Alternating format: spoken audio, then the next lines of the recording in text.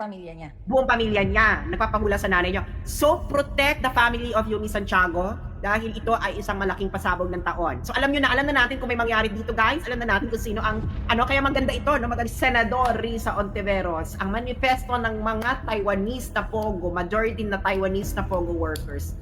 Ngayon lang, sa Srogando sa SOT may bagong nalaman patungkol sa Pogo issues na nangyayari sa bansa. Viral. Bago tayo magpatuloy, kung hindi ka pa nakasubscribe sa ating channel, mag-subscribe na para sa ating future update. Noong mga nakaraang buwan ay nabunyag nga ang mga issue sa Pogo sa ating bansa. Una na nga rito ang pagkakadawit ni Banban Mayor Alice Guo sa nasabing issue. Ngayon makalipas ang ilang buwang tumahimik ang issue sa Pogo sa ating bansa, ay merong kumakalat ngayon sa social media na isang magpapatunay umano sa mga taong tumulong upang makapasok ng mabilisan ang mga foreign nationals na walang kahirap-hirap sa ating bansa. Sa isinagawang interview ni Sas Rogando kay Yume Santiago ay ibinuko nito ang mga taong nasa likod ng pagpasok ng halos 3 eroplano na puno ng mga pasahero galing sa ibang bansa at naipuslit ito sa Clark International Airport. Sinabi rin Yumi Santiago na si Maan Lapid umano ang may kagagawan sa lahat upang makapasok sa bansa ang mga sinasabing foreign nationals. Dagdag pa ni Yumi Santiago na binayaran umano ng sinasabing Maan Lapid ang mga trabahante ng nasabing paliparan ng mahigit 20,000 piso kada isa sa kanila. Kapalit nito ang mabilis na pagproseso ng kanilang mga pasaporte upang makapasok kaagad sa ating bansa. Si Yumi Santiago ay anak ng isang manghuhula kung saan lumalapit ang mga trabahante umano ng BOI upang magpahula sa kanyang ina. Sinabi ni Yume na merong isang manifesto na naka-address umano sa isang kilalang senador. Dagdag pa ni Yumi merong humarang na isang senador upang hindi makalabas ang nasabing manifesto. Nilinaw rin ni Yumi Santiago na walang kinalaman si FPRRD sa Pogo sa ating bansa. Hanggang ngayon wala pa ring kaliwanagan ang nangyayari sa likod ng mga nagsisilabasang issue patungkol Pogo sa ating bansa. Ating pakinggan ang buong interview ni Yumi Santiago at Sas Rogando sa SOT. Ang woman of the hour, no? 236,000 views in 12 hours, 12,000 likes. Ikaw pala ang noisy. Okay, magandang umaga sa'yo, Yumi. Good morning to everybody. Assalamualaikum to all our brothers and sisters. Kamusta po kayong lahat? Narinig ba Yumi, ako? Sorry, Oo, Yumi, ano tayo, no? Kasi nga, very viral ito, no? Hindi ako aware dito. Naging shout out doon sa nagpadala sa akin na follower mo siguro or kakilala mo. Pinadala sa akin ito at nagulat ako. So ngayon, hinanap kita, nahanap naman kita. Hindi ka pala Ang bilis mahirap. Ang bilis. Okay, Yumi, taga saan ka muna? Dito sa Balanga City, Bataan. Taga Bataan. Okay, Balanga. Okay, taga Balanga. Nako yung mga taga Balanga dyan na congressman, proteksyonan nyo to dahil ito ay matinding expose. Okay, Yumi, bigyan mo muna sa amin yung background kasi maraming hindi clear doon sa pasabong ninyo sa video. Ano ang connection mo? Sino muna yung kasama mo dun sa video? Kasama ko si Madam, mother ko siya. Kung tawagin siya ng Madam. Madam 2 siya kung tawagin. Mother mo siya? Nanay mo siya? Okay, taga-BI din siya or? No, yung mga taga-BI kasi, nagpapahula sa nanay ko. Oo, nagbabasa siya lagi. Tapos, it so happened kasi na halos lahat naman doon, nahook talaga kay mami kasi nababasa niya yung mga mangyayari. Tapos, hanggang sa dumating yung time na, as in, naging ka-close na nga namin, itong si pamilya mismo ni Maan. Oo. Okay, ayan na si Ayang Mahiwagang Maan, ha? Sandali lang, ha? Mamaya na tayo kay Maan. So, i-share nyo muna ito para malaman ninyo kung sino si Maan. Share nyo yung mga kilala nyo ngayon dahil ito ay ang anomalya sa Pogo kasi tungkol to sa Pogo eh. So, ayan. So, yung kasama mo sa video kanina ay iyong mother na manghuhula na ang mga taga Bureau of Immigration, BI po ay taga Bureau of Immigration, ay nahook sa nanay mo para magpahula. Okay. Bureau of Immigration ito saan? Sa Clark. Tsaka Okay. sa Manila. Parang Okay. konektado na yan eh. Siyempre, parang radyo ba? Radyo. Okay. So, ano to, Bureau of Immigration sa Clark, Pampanga at sa Manila. Okay, Bureau of Immigration. Ngayon, kayo is lumabas kayo nagpasabog kayo dito sa video na to. Kailan kailan to itong video na ito na chumichika kayo? January lang yan. Itong ano lang yan. Itong mga second week of January. Second week of January. Saan nyo ito ginawa? YouTube or TikTok? Sa YouTube. Nag-live YouTube. ako. Okay. Nag-live ka sa YouTube. Okay. Tapos, isiniwalat mo ang mga kagulat-gulat na mga hindi namin alam, pero meron kaming hinala na hihimay-himayin natin. Okay. Sinabi mo, Joanne, ay sandali muna, no, Yumi. Alam mo, tuwing meron Senate hearing at congressional hearing, nanunumpa muna ito, no? Ikaw ba ay sumusumpa? Yumi, Kailangan ba tayo Yumi. kamay ng ganyan? Yes, itaas mo ang iyong kanang kamay at sabihin mo, ikaw ba'y sumusumpa sa kabila ng buhay mo at ng iyong mga anak at ng pamilya mo sa harap ng sambayanang Pilipino na ang sasabihin mo ngayon ay pangong katotohanan lamang, walang labis at walang kulang. Yes po. Ayan Yes pa.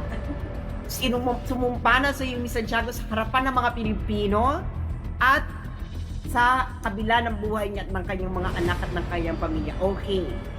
Makinig kayo. Okay, Yumi, January to shooting.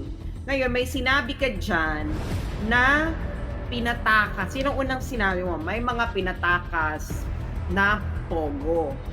Okay? At ang nilink mo ay isang nagngangalang Maan. Tanong ng karamihan ngayon sa atin, Yumi, sino si Maan at kaano-ano mo siya? Si Maan is anak siya ng senador at isa siya ang mismong head ng airport ng Clark. Siya mismo ang head ng airport. And then naging kaibigan ko siya for how many years? Nung time na down pa siya. Siguro Ilang years? as hanggang 18, 19, 20, almost 3 years, gano'n. Tapos nagkakalabuan na ng 2022, gano'n. Bakit paano kayo naging magkaibigan ni Maan?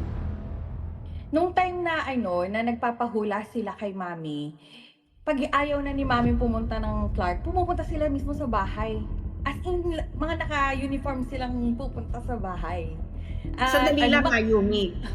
Meron ka bang ebidensya na magkaibigan kayo ni Maan? Madami. Diyos ko. May pictures ka ba? May pictures ka ba kayo ni Maan? May Ganyan. video na umiinom pa kami. Yung, alam mo yun, yung as in magkakasama kami talaga. May video. So, pwede mo ba ipadala sa akin to ngayon sa aking Facebook para makita Yes. natin, no? Kasi kailangan kasi alam mo sa Senate hearing, sa congressional hearing, kailangan ng mga ganyang ebidensya, no? So, pwede mo bang ipadala sa akin to ngayon sa Facebook habang para maipakita natin to, para may Dito nasa phone ko pero I don't know if ma-reveal ko sa Facebook. Hindi, I'm not so sure. Nandito kasi. Ay, hindi, ganito na lang. Kung nasa phone mo, ipakita mo na lang sa camera. Pakita mo na lang sa camera yung... ito ba phone mo to? Phone mo, Oo, phone mo ba yan, gamit yan. mo? Okay. So, ipapadala mo na lang to sa akin mamaya. Ano lang to? To follow na lang to mga To follow. Filipino people. Okay. So, marami dito ngayong haka-haka na kung sino si Maan. Si Maan ba ay si Maan Lapid na head of B.I. Clark International Airport? Yes, siya. Ay, hindi ko siya sinasabing yes or no lang ang sagot, ha? Sinunod ko siya ba? Wala po akong ganon. Yung mga senador at Siya talaga. si Maan Lapid na head. Paki-fact check nga kung si Maan Lapid ngayon ang head ng BI. automatic fact-checking tayo mga friends ha, kasi mamaya ini-etchos lang Oo. tayo ni Yumi Santiago. Siya ba ang head? Siya ba ang head? Okay. Uy, madami nakakakilala sa akin sa viewers. Nakita ko Umamin kayo. Okay. Pagkakapanin ko kayo, umamin kayo. Okay, yung mga gustong umakyat na mga taga-BI na sukang-suka na, sabihin nyo ha, may mga nakikita kami.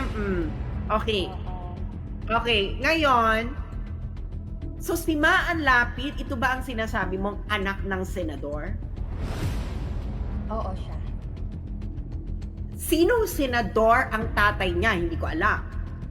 Si Senator Lito Lapid. Okay, so ang Maan Lapid na pasabog ng taon ay si Maan Lapid na anak ni Senator Lito Lapid. Na si Maan Lapid, gusto ko lang i-clarify sa iyo, Yumi, si Maan Lapid ay naging kaibigan mo dahil ito ay isa sa mga nagpapakula sa nanay mo. Yes. At marami kang pamilya niya, kaibigan. buong pamilya niya. Buong pamilya niya nagpapahula sa nanay niya. So, protect the family of Yumi Santiago dahil ito ay isang malaking pasabog ng taon. So, alam na natin kung may mangyari dito, guys. Alam na natin kung sino ang kaya maganda ito, no? Maganda ito, Yumi, dahil proteksyon ito ng sambayan ng Pilipino. Mga taga-Bataan, proteksyonan nyo ito dahil ito ay binubuwis na ang kanyang buhay para ipasabog ang dapat ipasabog sa bayan. Okay, Yumi Santiago, sinabi mo na si Maan ang may responsibilidad na magpatakas ng mga pogo. Tama ba o hindi? Yes, siya. Siya.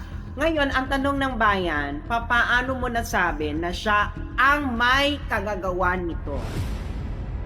Nakita ko mismo yung all in all, kumbaga, nakita ko na mismo yung manifesto na nakapangalan kay Senator Risa Hontiveros. Kaya Oh, wait lang. Wait. Sorry na. Wait lang. Hindi pa sandali lang ha. Kasi alam mo, Yumi, kasi ang karamihan ng ating mga viewers, wala kasi silang alam sa mga terms na ganyan. Okay. Ngayon, kailangan din namin kasi layman's term natin. una kasi, ang tanong namin kasi, sabi mo kasi, nakita mo ang manifesto. Anong ibig sabihin ng manifesto? It's direct report yon ng total na, para siyang incident report na nangyari. Tapos, ipinasa siya directly doon sa taong concerned para magkaroon ng ng investigation, proper investigation. Ganun. Okay. So ito, manifesto ito ng Bureau of Immigration. Mm-mm. Anong nakalagay sa manifesto? English ang hirap. Mahirap kasi sa English, ano ba yan? Pero ang nakalagay doon is total of 3 aircraft. Tapos 3 aircraft, and then majority is Taiwanese. Actually, hindi siya pinatakas. It's arrival. Arrival siya. Arrival na pinarush yung pagtatap ng visa. Tapos walang investigation, as in sinabihan lang yung mga nasa IO na papasok na lahat yan. So kaya nag-OT sila, and then binigay lang is, syempre may mga binigay na alam mo under the table na pera, hindi nasiyahan yung mga tao. Okay, wait Ito ang klaro. Yung pinatakas is pinapasok. Ibig sabihin, pinapusli papasok. Napasok ko. Kailan ito nangyaring pinapasok? That was last year. I don't know if September or October. Mga ganun naglalaro kasi siya dun. I can't remember. Pero kasagsagan siya ni Ng hearing. Ng hearing ni Alice Go. So ito ay mga Taiwanese na pinapasok ng bonggang-bongga. Ilang mga aircraft dito? 3 aircraft sa Taiwanese. Sa Ngayon, sinong nagpakita sa iyo ng manifesto? taga-BI. Taga-BI. pwede mo bang pangalanan ang taga Bureau of Immigration na yan? Wag na. Wag ka, di ba wag na? Pero kilala ni Maan yun. Kasi, Okay. ganito yan, friend. Iisa kaming grupo, solid group namin before. Kaya, kung anong nangyayari sa kanya, as in talagang magkakasama kaming nalasing, umiyak. Alam mo yun, yung talagang down, pinaka-down ng panahon ng buhay niya, kami ang kasama niya. Kaya, kilala ni Maan yun. Alam ni Maan yun kung sino-sino lang kami sa buhay niya ng panahon na yun.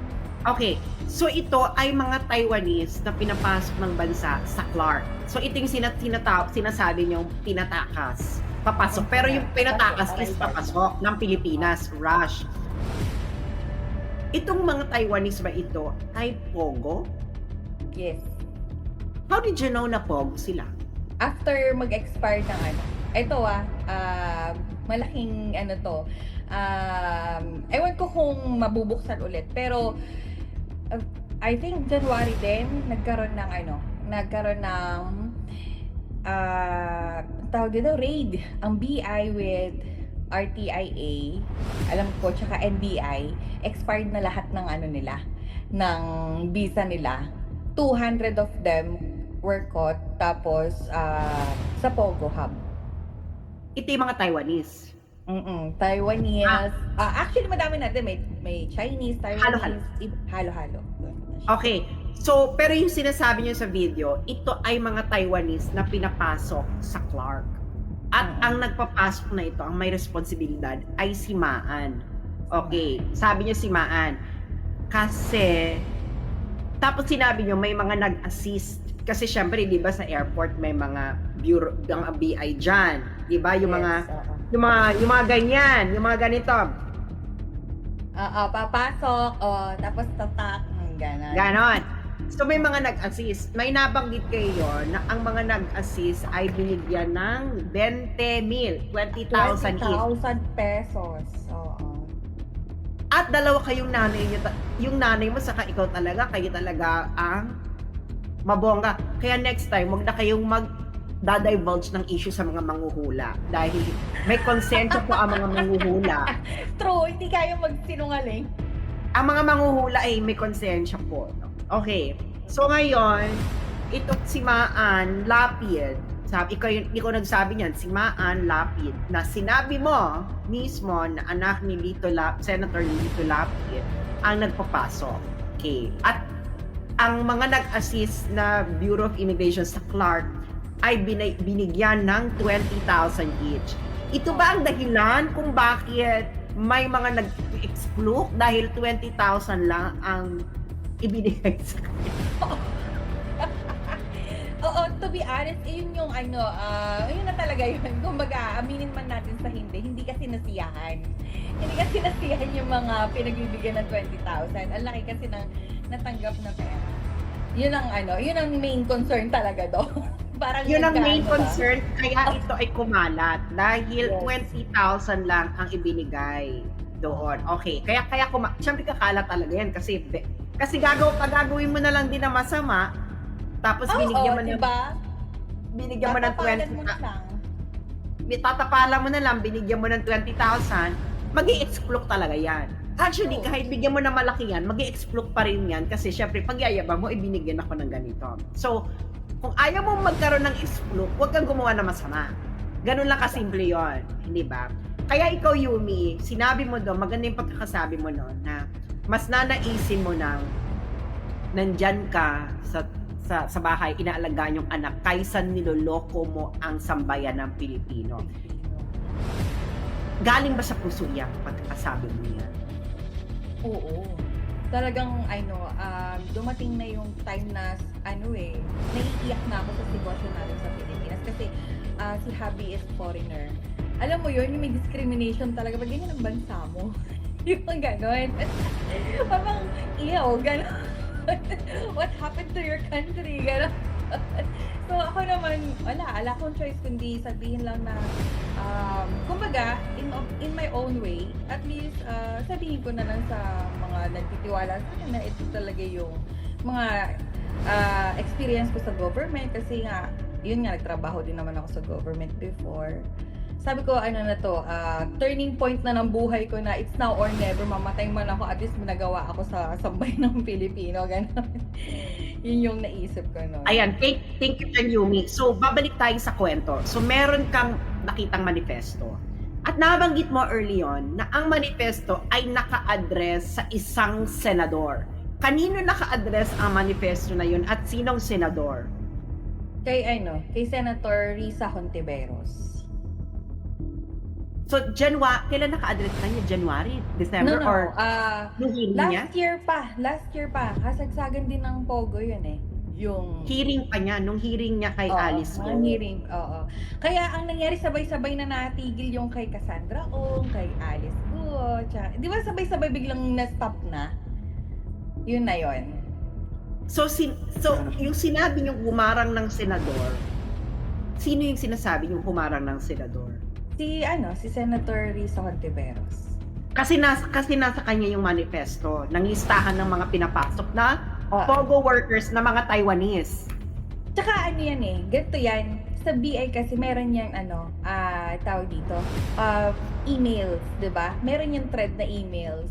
So ngayon, may mga screenshot ako before that na nababasa ko talaga yung mga nangyayari sa loob ng BI since kasi syempre alam mo na pa may mga puting ahas din naman tayo sa loob diyan, kinukwento. So ngayon yung email thread na yun, sinabi pa nga na naku, umiikot na yung point ni Maan na yung manifesto dinala na dun sa Senate, gano'n. May gano'n na kwento hanggang sa ayun na nga, pagdating na kay ni-receive ni Senator Hontiveros, stop. Dead na yung lahat. Biglang tahimik na lahat. Wala na. Sandali ganito. Sandali lang Ito po ay hihimayin natin ng masinsinan ng kwento. Si Maan ay nagpapanik dahil ang manifesto ay ipapadala na sa Senado. Siyempre magpapanik ka, no? Yeah. Pero napunta ang manifesto kay Senator Risa Hontiveros. Yeah. Hindi na nagpanik si Maan. Hindi na. Wala na. So, biglang, na siya, nabansagan na siya na untouchable sa club. Untouchable. At ang so, sa BI, alam nila na, kasi nag-request noon ang Senado ng manifesto, di ba? So, pinadala na doon sa tanggapan ni Risa Hontiveros. Ang manifesto po ito ay listahan ng mga Taiwanese, halo-halo pero majority ay Taiwanese na Pogo. At pinadala ito kay Risa Hontiveros sa kasagsagan ng hearing niya. Dumating sa mesa, syempre nagpanik si Maan Lapid dahil siya ang head ng Clark. So nagpapanik ba sila sa BI noon na papunta na sa Senado ang manifesto? Feeling ko siya lang. Kilala ko siya iiyak lang yun Uy, walang lakas ng loob yung iyakin yun. Mas malakas ang loob ng jowa. Okay. So ngayon, dumiretso-diretso doon.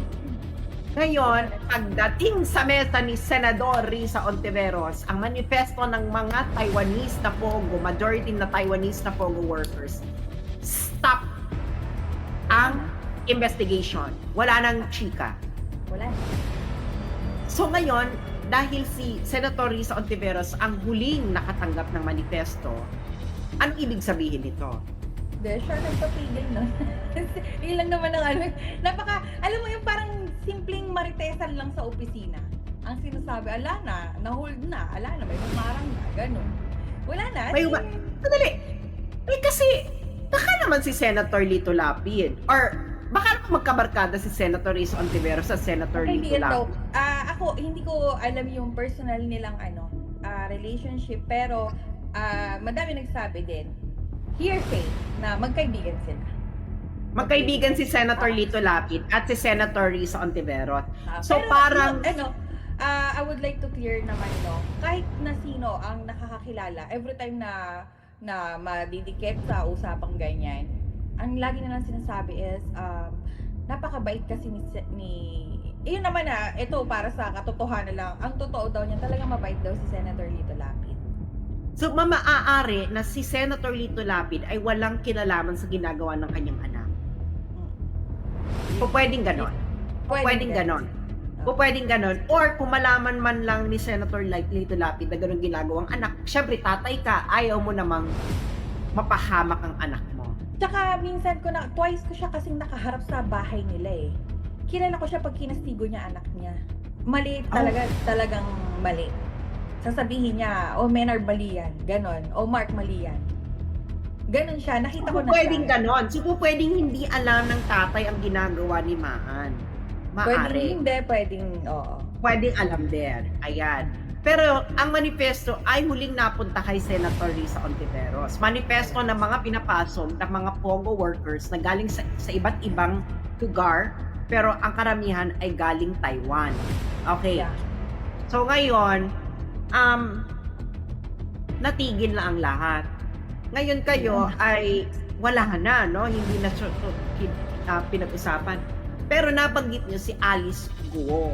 Sabi niyo kay Alice Guo, nilink yun na ito sa isang vlogger. May vlogger na Romy ang pangalan. Sino to si Romy? Isa siyang meron siyang farm, tapos tapos may palaisdaan siya. Binablog niya yun eh, sa Facebook, I think, yung mga kumakain sa kanyang artista. And it so happened na nung time na yun, sasend ko din sa yung video.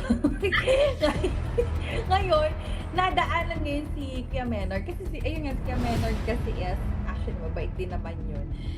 Na, sabi ko, bakit magkasama tong Sheila Guo, tsaka tong si Menard. So sabi ko, Si Sheila Guo ay kapatid ni Alice. So, sandali lang wait. Oo. Kailan itong video ni Romy? Last year din yan. Itong mga bandang October o mga October, November na yan. Oo. October, November. Oo. Si Romy na vlogger na may farm is nahagit niya sa kanyang video ang isang Ang nagngangalan. ginagawa niya kasi kunyari ikaw, si Madam Sas, kumakain siya dito. Ginagano niya talaga. So ngayon, nandito si Menard, kasama si Sheila Guo, ganon.